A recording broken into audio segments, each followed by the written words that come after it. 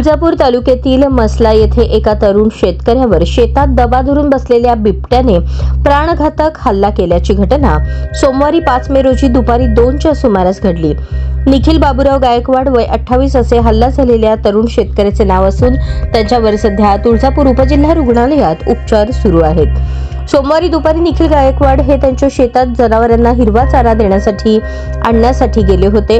ते गवत कापत असताना त्याच गवतात दबा धरून बसलेल्या बिबट्याने निखिल गायकवाड यांच्यावर अचानक हल्ला केला। निखिल यांनी प्रसंगावधान राखत बिबट्यापासून बचाव करण्याचा प्रयत्न केला। त्यातच त्यांच्या हातावर आणि पाठीवर बिबट्याने नखे मारल्यामुळे ते जखमी झाले। काही वेळ झटापट झाल्यानंतर बिबट्याने तिथून पळ काढला। निखिल गायकवाड यांनी जखमी अवस्थेतच घर गाठले आणि तिथून तुळजापूर येथील उपजिल्हा रुग्णालयात दाखल झाले।